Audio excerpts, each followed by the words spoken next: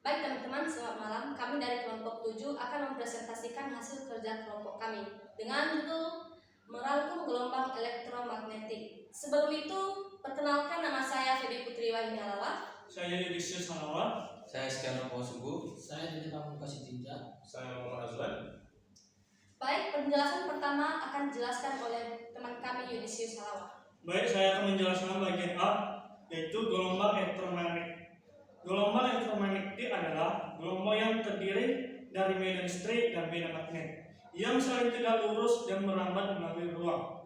Gelombang ini tidak memerlukan medium untuk bergerak, sehingga dapat merambat melalui ruang hampa. Berikut ini adalah rangkuman mengenai gelombang elektromagnetik. 1. Karakteristik gelombang elektromagnetik. Di sini ada beberapa penjelasan dari tentang gelombang elektromagnetik, yaitu 1. Medan listrik dan medan magnet. Yaitu gelombang elektromagnetik terdiri dari dua komponen, yaitu medan listrik atau E dan medan magnet atau B. Keduanya saling tegak lurus dan berosilisasi pada frekuensi yang sama. 2. Kecepatan. Kecepatan yaitu gelombang elektromagnetik bergerak dengan kecepatan cahaya atau C di ruang hampa, yaitu sekitar 3 menit atau sampai 10 meter per detik. 3. Frekuensi dan panjang gelombang, yaitu gelombang elektromagnetik memiliki frekuensi atau F dan panjang gelombang atau lambda yang berhubungan dengan kecepatan gelombang melalui rumus C sama dengan F atau C adalah T. Nomor 2. Spektrum elektromagnetik. Gelombang elektromagnetik dapat dibagi menjadi beberapa jenis berdasarkan frekuensi dan panjang gelombangnya yang membentuk spektrum elektromagnetik. Jenis-jenis gelombang elektromagnetik dalam frekuensi terendah hingga terdiri meliputi, yaitu gelombang radio. Gelombang radio digunakan untuk komunikasi radio dan televisi. 2. Gelombang mikro. Gelombang mikro digunakan dalam oven, mikrowavevi, dan komunikasi satelit. 3. Inframerah digunakan dalam remote control dan pengirapan panas. 3. Cahaya terlihat, rentang gelombang yang dapat dilihat oleh mata manusia. 4. Ultraviolet atau UV dapat menyebabkan semburan dan digunakan dalam sterilisasi. 6. Sinar X digunakan dalam pencitraan medis. 7. Sinar gamma memiliki energi tinggi dan digunakan dalam terapi kanker. Nomor 3. Sifat gelombang elektromagnetik. 1. Refleksi. Gelombang elektromagnetik dapat dipantulkan oleh permukaan. 2. Refleksi. Gelombang dapat memblok saat memasuki medium dengan kerapatan berbeda. 3. Difraksi.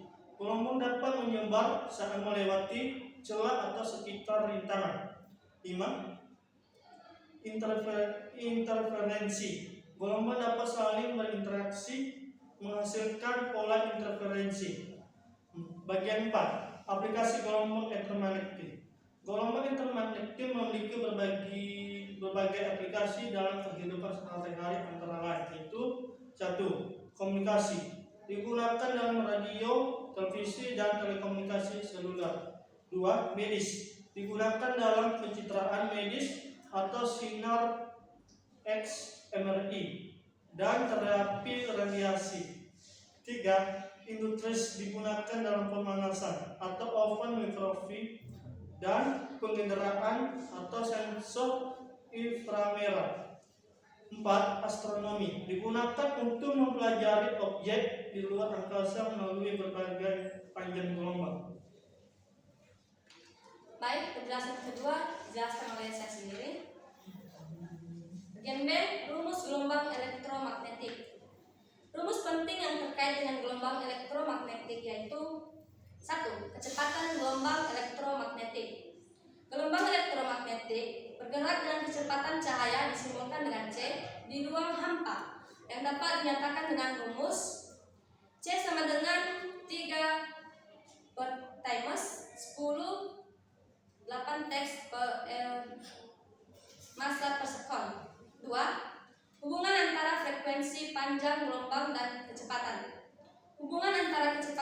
gelombang, frekuensi, dan panjang gelombang dinyatakan dengan rumus C sama dengan F garing C dot garing lambda, di mana C disimbolkan dengan kecepatan gelombang, F disimbolkan dengan frekuensi atau Hz, lambda disimbolkan dengan panjang gelombang atau massa. 3. Energi gelombang elektromagnetik. Energi disimbolkan dengan E dari foton partikel cahaya dapat dihitung dengan rumus E sama dengan H garing C dot F, di mana E adalah energi, sedangkan H adalah konstantan Planck. 4. Reaktansi kapasitif dan induktif. Dalam konteks gelombang elektromagnetik yang berinteraksi dengan rangkaian listrik, reaktansi kapasitif dan reaktansi induktif dapat dinyatakan. Reaktansi kapasitif Sc sama dengan Frats, sedangkan reaktansi induktif sama dengan Fl sama dengan 2 garing pi Fl, di mana C sama dengan kapasitansi, sedangkan L adalah induktansi. 5. Impedansi gelombang. Impedansi gelombang dari gelombang elektromagnetik dalam ruang hampa dapat dinyatakan sebagai Z sama dengan Frats dalam kurung kelawar E, di mana E sama dengan medan listrik, sedangkan H adalah medan magnet.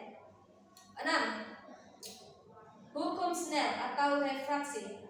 Hukum Snell menggambarkan hubungan antara sudut datang dan sudut bias ketika gelombang elektromagnetik melewati batas antara dua medium, di mana N1 dan N2 adalah indeks bias dari masing-masing medium. Penjelasan ketiga akan dijelaskan oleh teman kami. Sekian.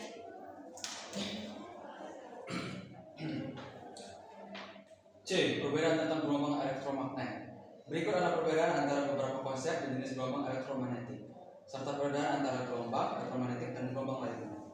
Perbedaan antara jenis gelombang elektromagnetik ialah jenis gelombang ada seperti gelombang radio, gelombang mikro, inframerah, cahaya terlihat, ultraviolet atau UV, sinar X dan sinar gamma. Oke, aplikasi utama dari gelombang radio adalah komunikasi radio dan televisi. Aplikasi utama dari gelombang mikro adalah maupun microwave, komunikasi satelit. Aplikasi utama dari inframerah ialah remote control dan pendingin panas. Aplikasi utama dari cahaya terlihat adalah penerangan dan penglihatan manusia.